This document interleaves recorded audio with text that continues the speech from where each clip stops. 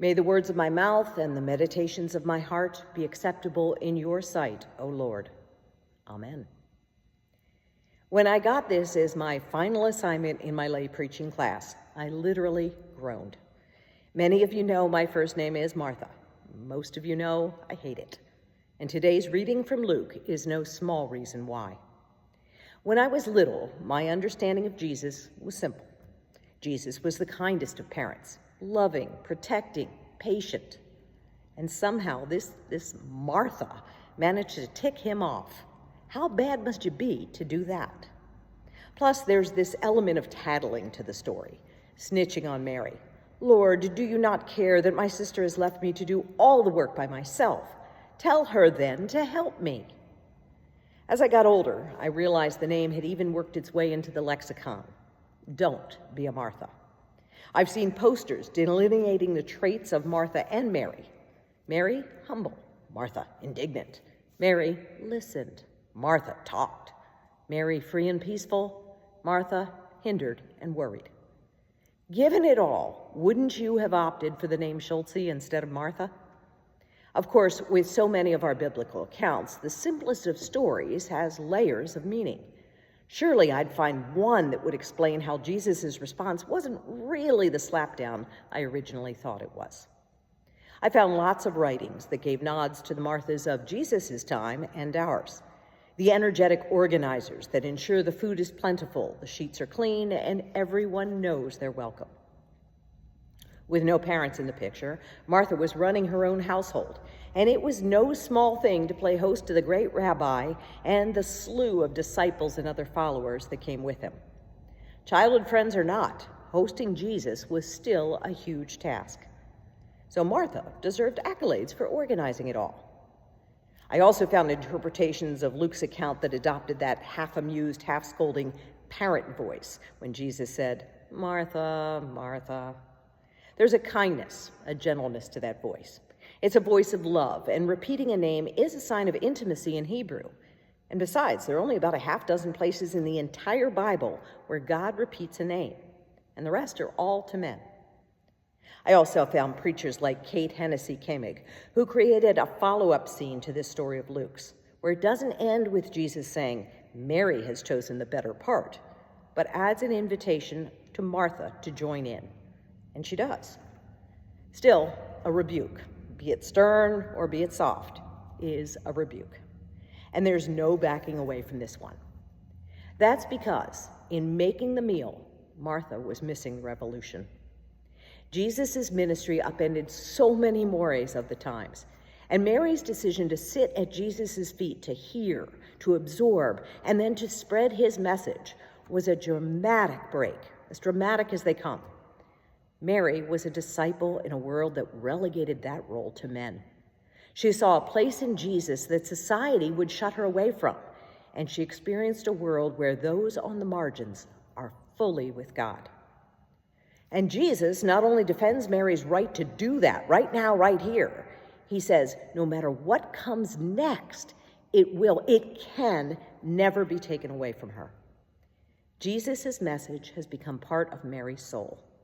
And when God's love has been extended that way, no matter what our human world comes up with next, the strength of that love remains. It's so important to incorporate that message today. Many of the things we thought were so ingrained, so much a part of our laws and our guardrails, our society, that they could never go away, are under attack. But if we stop and listen, if we set aside the rush of daily life, we are flooded with God's love. And that love can never be taken away. In that love, we find the strength to deal with what seems so overwhelming in our daily lives. And that love gives us the strength, even the courage, to live out God's message and mission. It can never be taken away. Okay, that's Mary. So what was left to Martha? By first-century rules, she was an assertive and independent woman. Today's lesson refers to her opening her home to Jesus. It was her organization and labor that created the atmosphere that ensured the others were free to grow and learn. But I maintain Martha is more than a supporting cast member. And there's another biblical message that we can use to understand why.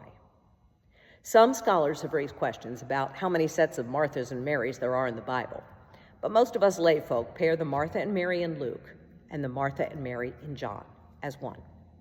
And it is John's gospel that tells us Martha was the one who first recognized Jesus as the Son of God and shared the news with her sister. What was left to Martha was growth. In Luke, she starts out asking Jesus to weigh in on a family squabble. And in John, she ends up recognizing the face of God. What kind of leap is that? What had to be stripped away or added for her to see that? It's not that in John the distractions and pressures have gone away. In fact, they're worse. Martha and Mary's brother Lazarus has died, and Jesus has not responded to the sisters' pleas that he come quickly. And Martha didn't stop being a Martha in John's account either, by the way. She began scolding Jesus as soon as he got there. But her frustration is quickly supplanted with an astonishing clarity. He stops Mary cold, telling her, "I am the resurrection and the life," and asks if she believes. And her answer is unequivocal. "Yes, Lord, I believe that you are the Christ, the Son of God, who was to come into the world." Perhaps Jesus had planted the seeds with Martha back in the days recounted by Luke, when, maybe shaking his head gently, he told her, "Martha, Martha, you are worried and distracted by many things.